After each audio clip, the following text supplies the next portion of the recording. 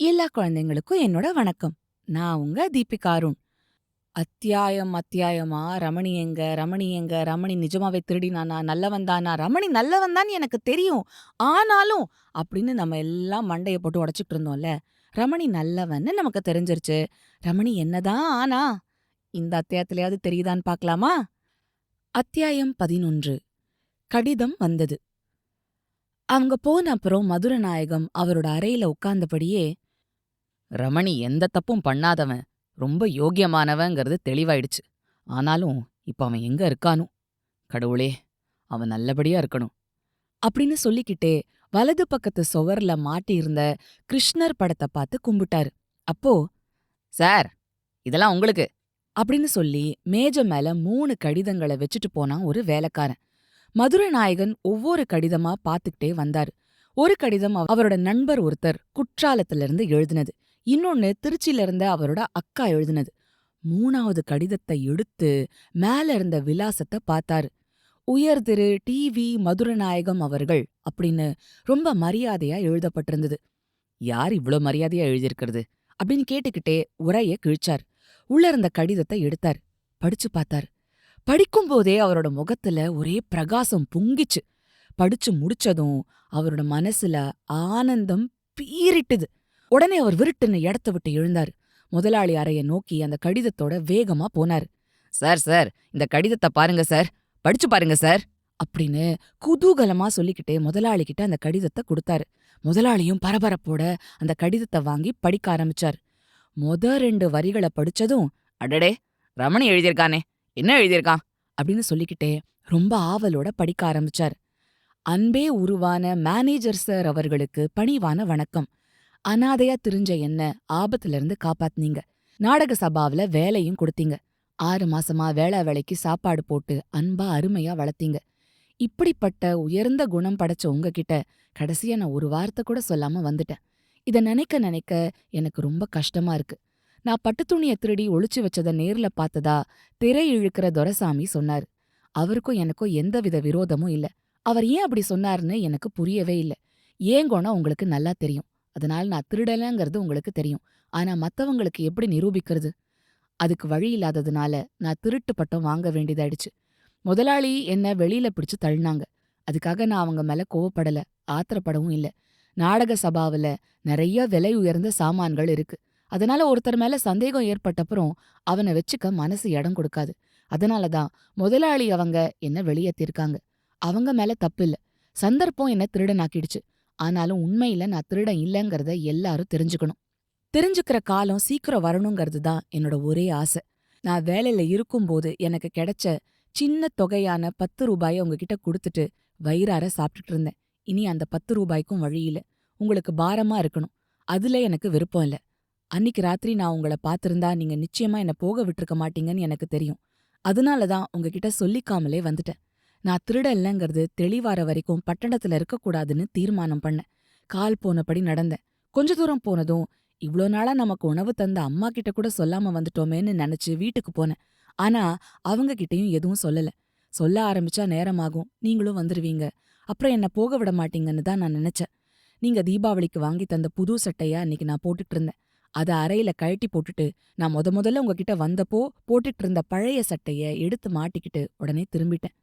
அனாதைக்கு புது சட்டை எதுக்கு? இவ்ளோ நாளா நான் நாணயமாவே நடந்து வந்திருக்கேன். கடவுள் கிருபையால இனிமேவும் நாணயமா நடக்க ஆசைப்படுறேன். என்னை இவ்ளோ காலமா ஆதரிச்சுட்டு வந்த நாடக சபா முதலாளிக்கும் உங்களுக்கும் அம்மாக்கும் என் பணிவான வணக்கங்கள். மனமார்ந்த நன்றி. தங்கள் அன்புள்ள ரமணி. இந்த கடிதத்தை படிக்கும்போதே மோகனரங்கத்தோட முகத்துல பலவித உணர்ச்சிகள் மாறி மாறி தோணுச்சு. படிச்சு முடிச்சதும் கடிதத்தை இப்படியும் அப்படியுமா திருப்பி திருப்பி பார்த்தாரு. எதையோ அதுல தேடினார். அப்புறம், என்ன இது? இந்த கடிதத்துல இருந்து ரமணி எங்க இருக்கான்னு கண்டுபிடிக்க முடியாது போல இருக்கே. இதுல விலாசத்தையே காணுமே அப்படின்னாரு. அட, விலாசமே இல்லையா? எனக்கு இருந்த ஆனந்தத்துல அத கூட கவனிக்கலையே அப்படின்னு சொல்லிட்டு கடிதத்தை வாங்கி மதுரநாயகமும் பார்த்தாரு. விலாசம் இல்ல. உடனே அவர் தன்னோட அறைக்கு ஓடினாரு. கிழிச்சு போட்ட உரைய தரையில இருந்து எடுத்தாரு. அதுல ரமணியோட விலாசம் இருக்கான்னு 2 பக்கமும் பார்த்தாரு. காணும். உடனே, எந்த ஊர்ல இருந்து எழுதியிருக்கான், அதையாவது தெரிஞ்சுக்கலாம் அப்படின்னு நினைச்சுக்கிட்டே தபால் முத்திரைய பார்த்தாரு. தெப்பக்குளம்னு இருந்தது. உடனே அதை எடுத்துக்கிட்டு முதலாளி கிட்ட ஓடினாரு. திருச்சியில இருந்து தான் அவன் இதை எழுதியிருக்கான். இதோ தெப்பக்குளம் தபால் முத்திரை இருக்கு அப்படின்னு சொன்னாரு. என்ன, அவன் திருச்சியிலயா இருக்கான்? அங்க அவனுக்கு யார் இருக்காங்க அப்படின்னு வியப்போட கேட்டாரு மோகனரங்கம். யாருமே இருக்கிறதா தெரியல. உற்றார் உறவினர் ஒருத்தரும் இல்லைன்னு அவன் அடிக்கடி சொல்லுவானே அப்படின்னு சொன்னாரு நாடக சபா மேனேஜர் மதுரநாயகம். பின்ன எதுக்காக அங்க போனான்? எப்படி போயிருப்பான்? ரயில்ல காசு கொடுக்காமலே அவன் போயிருப்பானோ? சேச்சே, அப்படி ரமணி ஒரு நாளும் செய்ய மாட்டான். நடந்தே போனாலும் போவானே தவிர மத்தவங்கள ஏமாத்த நினைக்க மாட்டான் அப்படின்னு உறுதியா சொன்னாரு மதுரநாயகம். சரி, சாப்பாட்டுக்கு இத்தனை நாள் வர என்ன செஞ்சிருப்பான்? அவனோ சின்ன பையன், பட்னி கிடக்க முடியுமா? 1 மணி நேரம் தாமதமானா கூட என்னால பசிய அடக்க முடியலையே. பாவம், அவன் போய் 1 வாரம் ஆயிடுச்சே. என்ன பாடுபடுறானோ, எப்படி துடிதுடிக்கிறானோ. ரமணி தங்கமான பையன். அப்பவே 2, 3 நாள் பொறுத்து பார்க்கலான்னு நீங்க சொன்னீங்க. நான் தான் அவசரப்பட்டுட்டேன். அவன் இப்போ பட்னி கடந்தா அந்த பாவம் என்னதானே சேரும்? மதுரநாயகம், அவன் இப்போ திருச்சியில தான் இருப்பான் இல்லையா அப்படின்னு கேட்டாரு மேனேஜர். அங்கதான் இருக்கணும். அதுவும் ஒரு பெரிய நகரம். அங்க ஏதாவது வேலை கிடைக்குமான்னு தேடி பார்த்துக்கிட்டு இருப்பான். ஆனாலும் சுலபத்துல வேலை கிடைச்சிருமா? அவனோட தங்கமான குணத்தை பத்தி மத்தவங்களுக்கு எப்படி தெரிய போகுது? இவ்ளோ நாள் பழகின நமக்கே தெரியாம போயிடுச்சே. அவன மாதிரி ஒரு பையன் கிடைக்கவே மாட்டான். அவனை எப்படியாவது திரும்பவும் இங்க கொண்டு வந்துடணும். ஆனா ஆபீஸ் பையனா வேணாம். உங்களுக்கு உதவியா இருக்கட்டும். சம்பளமும் அதிகமா கொடுக்கலாம். அது சரி, இப்போ அவனை எப்படி கண்டுபிடிக்கிறது? ம், எனக்கு ஒரு யோசனை தோணுது. அதுபடி செஞ்சா. அது என்ன யோசனை? சொல்லுங்க சொல்லுங்க, சீக்கிரம் சொல்லுங்க அப்படின்னு ரொம்ப ஆவலோட கேட்டாரு முதலாளி. இன்னைக்கு ராத்திரி நாடகம் முடிஞ்ச உடனே நான் திருச்சிக்கு புறப்பட்டு போறேன். எப்படியும் ரமணிய நாளைக்குள்ள கண்டுபிடிச்சு கையோட கூட்டிட்டு வந்துடுறேன் அப்படின்னு ஆர்வத்தோட சொன்னாரு மேனேஜர் மதுரநாயகம். நீங்களே நேர்ல போனாதான் நல்லது. இருந்தாலும் அப்படின்னு இழுத்தாரு மோகனரங்கம். ஏன், நான் தான் நாளைக்கு ராத்திரியே திரும்பிட போறேனே. திருச்சியில அவன் எந்த இடத்துல இருக்காங்கிறது நிச்சயமா தெரிஞ்சா அவனை கூட்டிக்கிட்டு அடுத்த ரயில்ல திரும்பி வந்துடலாம். ஆனா தேடில கண்டுபிடிக்கணும். நாளைக்கே திரும்பி வந்துட முடியுமா? சந்தேகம்தான். கூட 2 நாள் ஆனாலும் ஆகும். ஒருவேளை 1 வாரம் நீங்க தங்க வேண்டியது வந்தாலும் வரலாம். நீங்க போயிட்டா நாடகம் எப்படி நடக்குங்கிறது தான் எனக்கு கவலையா இருக்கு. அப்புறம் சீனால இருந்து வராங்களே ஒரு தூது கோஷ்டியார், அவங்க நம்ம குழந்தையோட நடிப்பை பார்க்கறதுக்கு ஏற்பாடு பண்ணணும். இது என் ஆசை. நீங்க இல்லாம போனா இந்த ஆசை நிறைவேறுமான்னு தான் யோசிக்கிறேன். இத கேட்டதும் மதுரநாயகம் கொஞ்ச நேரம் யோசனை பண்ணாரு. அப்புறம், சரி, அப்படின்னா எனக்கு இன்னொரு யோசனை தோணுது. அதுபடி செஞ்சா அப்படின்னு கேட்டாரு. அது என்ன யோசனை? என் அத்தான் தான் திருச்சியில இருக்காரே, அவருக்கு ரமணியோட அடையாளங்களை எல்லாம் விவரமா எழுதி திருச்சி முழுக்க அவனை தேடி பார்க்க சொன்னா. கிடைச்சிடுவாங்கறீங்க. சப்பாஷ்! இப்பவே அவருக்கு ஒரு கடிதம் போடுங்க. கையோட எழுதிடுங்க. இதனால அவருக்கு கொஞ்சம் செலவு வரலாம், பரவாயில்ல. அதையும் நம்மளே கொடுத்துடலாம். அன்னிக்கு மத்தியானம் மதுரநாயகம் சாப்பிடுறதுக்காக வீட்டுக்கு போனாரு. வீட்டுக்குள்ள நுழையும் போதே கமலா, கமலா அப்படின்னு சந்தோஷமா கூப்பிட்டுக்கிட்டே போனாரு.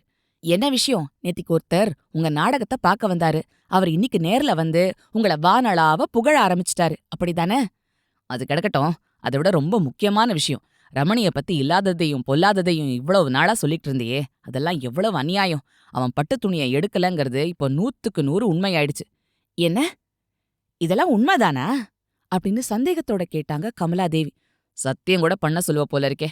இதனாலதான் நேத்து ராத்திரியே இத பத்தி உன்கிட்ட சொல்லல. இல்லாம போனா அந்த கோவிந்தன் சொன்னதையெல்லாம் அப்படியே உன்கிட்ட சொல்லியிருக்க மாட்டேனா? கோவிந்தனா? அவன் யாரு? என்ன சொன்னான்? நாடக கொட்டகையில வெத்தலைப்பாக்கு கடை வச்சிருக்காரே, அவரோட மகன் தான் கோவிந்தன். அவன் நேத்து ராத்திரி நீ சாப்பிடுறப்போ வந்து கதவை தட்டினான். கதவை திறந்து என்ன விஷயம்னு கேட்ட. அவன் ரமணிய விரட்ட ஸ்ரீகண்டனும் துரசாமியும் செஞ்ச சூழ்ச்சிய என்கிட்ட ரகசியமா சொன்னான். அவன் வந்ததா என்கிட்ட நீங்க சொல்லவே இல்லையே. சொல்லி என்ன பிரயோஜனம்? நீதான் பெரிய சந்தேக பிராணியாச்சே அப்படின்னாரு மதுரநாயகம். அவன் என்ன சொன்னான்? விவரமா சொல்லுங்களேன். மதுரநாயகம் நடந்து முடிஞ்சதை எல்லாம் ஒண்ணு விடாம கமலாதேவி கிட்ட விரிவா எடுத்து சொன்னாரு. அதோட, இப்போ ரமணிய பத்தி முதலாளி என்ன தெரியுமா சொல்றாரு? அவன் எங்க இருந்தாலும் உடனே வரவழைக்கணும். அவனுக்கு நிறைய சம்பளம் கொடுத்து உயர்ந்த உத்தியோகமும் கொடுக்கணுமா. அப்போதான் அவரோட மனசு ஆறுதல் அடையுமா அப்படின்னாரு. எல்லாத்தையும் கேட்ட கமலாதேவி, அடடே, அப்படியா விஷயம்? நானும் அவசரப்பட்டுட்டேன். யோசிச்சு பார்க்கும்போது ரமணி மேல எந்த விதமான குற்றமும் இல்லங்கறதே தெரியுது. அன்னைக்கு நீங்க எவ்வளவோ சொன்னீங்க, கேட்காம போனேன். ஆமா, இப்ப ரமணி எங்க இருக்கான்? அவனை பத்தி ஏதாவது தகவல் தெரியுமா அப்படின்னு கேட்டாங்க. கடவுள் அருளால ரமணி நல்லா இருக்கான். இதோ பாரு, அவன் தன் கைப்பட கடிதம் எழுதியிருக்கான். இது திருச்சியில இருந்து வந்திருக்குங்கிறது மட்டும்தான் தெரியுது. ஆனா விலாசம் தான் தெரியல அப்படின்னு சொல்லிக்கிட்டே கடிதத்தை கமலாதேவி கிட்ட கொடுத்தாரு மதுரநாயகம். கமலாதேவி அதை வாங்கி அவசர அவசரமா பிரிச்சு படிச்சாங்க. படிச்சு முடிச்சதும், அடடா, தீபாவளிக்கு நாம தச்சு கொடுத்த சட்டைய கழட்டி போட்டுட்டு அவனோட பழைய சட்டைய போட்டுக்கதான் அவன் அன்னிக்கு சாயங்காலம் வந்திருக்கான். இது தெரியாம நான் வீணா சந்தேகப்பட்டுட்டேன். நான் இவ்ளோ கெடுதல் பண்ணியும் ரமணி என்ன மறக்கல. என்ன பத்தி கடிதத்துல எழுதியிருக்கான். அதுவும் நல்ல விதமா. அவனுக்கு தான் எவ்வளவு பரந்த எண்ணம் அப்படின்னு கண் கலங்க சொல்லினாங்க கமலாதேவி. சரி கமலா, நடந்தத நினைச்சு வருந்தறதுனால என்ன பயன்? இப்போ அவனை தேடி கண்டுபிடிச்சாதான் எனக்கு நிம்மதி. திருச்சியில தானே இருக்கிறதா சொன்னீங்க. நம்மளும் திருச்சிக்கு போய் ரொம்ப நாள் ஆகுது. உங்க அக்காவும் அடிக்கடி நம்மள வர சொல்லி கடிதம் போட்டுக்கிட்டே இருக்காங்களே. இன்னிக்கே புறப்பட்டு போவோம். ரமணிய கண்டுபிடிச்சு கூட்டிட்டு வருவோம். என்ன யோசிக்கிறீங்க? எனக்கும் அந்த மாதிரி ஒரு எண்ணம் முதல்ல இருந்தது. ஆனாலும் இப்ப போக முடியாது போல இருக்கு. சீனாவில இருந்து ஒரு தூது கோஷ்டி டெல்லிக்கு வந்திருக்கு. அடுத்த வாரம் இந்த பட்டணத்துக்கும் வருது. அந்த கோஷ்டில நடிகர்கள், நாட்டியக்காரர்கள் எல்லாரும் இருக்காங்களாம். அவங்கள கூப்பிட்டு குழந்தைங்களோட நடிப்ப காட்டணுங்கிறது முதலாளியோட ஆசை.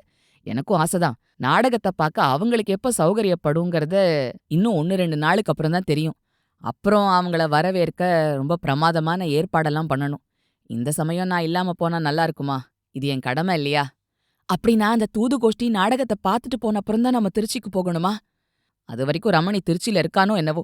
இத உத்தேசித்து தான் என் அத்தானுக்கு விவரமா ஒரு கடிதம் எழுதி ரமணிய கண்டுபிடிக்க சொல்லியிருக்கேன். அவர் நிச்சயம் கண்டுபிடிச்சிருவாரு. கடவுள் கிருபையால அவன் கிடைச்சிடுவான். ஓஹோ!